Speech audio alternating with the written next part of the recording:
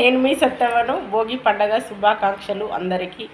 మరి ఇలాంటి భోగి పండగలు, దీపావళులు సంతోషంగా మరెన్నో జరుపుకోవాలని కోరుకుంటున్నా. Mahender Reddy Peyyala YouTube channel subscribe చేసుకొని చేయండి, లైక్ చేయండి, కామెంట్ చేయండి. తప్పకుండా నా వీడియోలు చూడండి, ఎలా ఉన్నాయో తప్పకుండా చెప్పండి.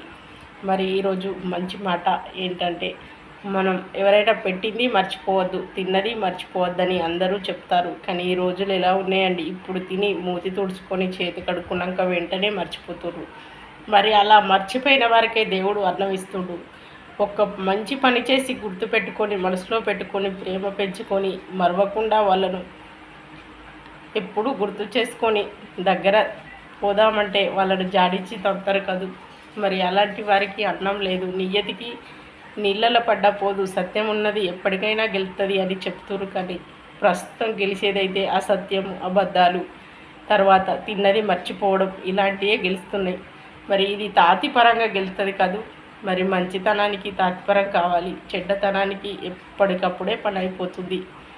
మరి అలాంటి వాళ్ళు కూడా కొందరు ఉన్నారండి. మనం ఎలా వచ్చాం, మనం వచ్చినప్పుడు ఎవరు మనకు సలహాలు ఇచ్చారు, ఏ విధంగా మనం ఎదిగాము, మరి ఇప్పుడు వాళ్ళకి ఏం అవసరం పడ్డది, వాళ్ళకు మనం కూడా సలహా ఇద్దాం, వాళ్ళను ఆదుకుందాం అని అన్నీ మంచిగా అయ్యాక మర్చిపోతారండి.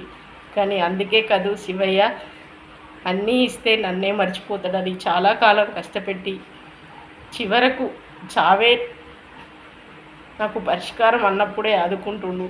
ఇది మన లక్షణం వల్ల కదా అండి, ఇది నాకు అర్థమైంది.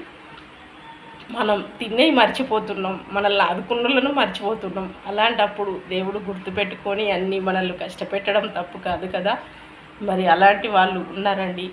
ఇది ఎవరికైనా అర్థమై ఉంటే తప్పకుండా మీరు మారండి. లేనప్పటి పరిస్థితి గుర్తు తెచ్చుకొని, ఎవరి వల్ల ఈ పరిస్థితికి వచ్చినాం, మరి మనం కూడా ఈ పరిస్థితిలో ఉన్నప్పుడు ఎదుటివారికి హెల్ప్ చేయాలి. అది మాట అయినా, తర్వాత అన్నమైనా, మీకు ఏది వీలైతే అది మిమ్మల్ని కోరి అడిగిన వాళ్ళకు తప్పకుండా చెప్పండి. అప్పుడు ఆ దేవుడు మీ ఏవి గుర్తుపెట్టుకోడు, మిమ్మల్ని వదిలేస్తాడు.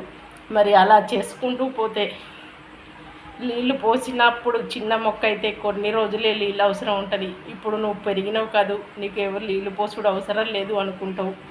కానీ ఎన్ని రోజులు, మరి కఠినమైన ఎండాకాలాలు వచ్చినప్పుడు ఖచ్చితంగా మళ్ళీ ఆ మొక్క ఎండిపోతుంది. అంటే అలాంటి కాలం మళ్ళా శివుడు కన్ను పెట్టాడంటే నీకు ఎవరు ఏం చేసింది నువ్వు మర్చిపోయావు, ఇన్ని రోజులు నీకు కళ్ళకు కనబడతలేరు కదూ అని మళ్ళీ వాళ్ళ దగ్గరికి పోయే పరిస్థితి తప్పకుండా తెస్తాడండి. ఇవన్నీ నా అనుభవంలో చూస్తున్నాను. ఇలాంటి వారు ఎవరున్నా తప్పకుండా మారండి. మిమ్మల్ని కోరి మంచి మాట సాయంకైనా, ధన సాయంకైనా మీలో ఉన్నంతలా సహాయపడండి. తప్పకుండా మీకు దేవుడు మంచి వరాలు, మంచి పరిస్థితులు ఎప్పటికీ ఉంచుతాడండి. ఈ దీపావళి సందర్భంగా చెడు ఉన్నవారు మారి మంచిగా మీ ఇంట్లో కోటి దీపాల కాంతితో ఇల్లు ఎలగాలి, మీ కుటుంబం సంతోషంగా ఉండాలని మరోసారి కోరుకుంటున్నా. బాయ్ అండి.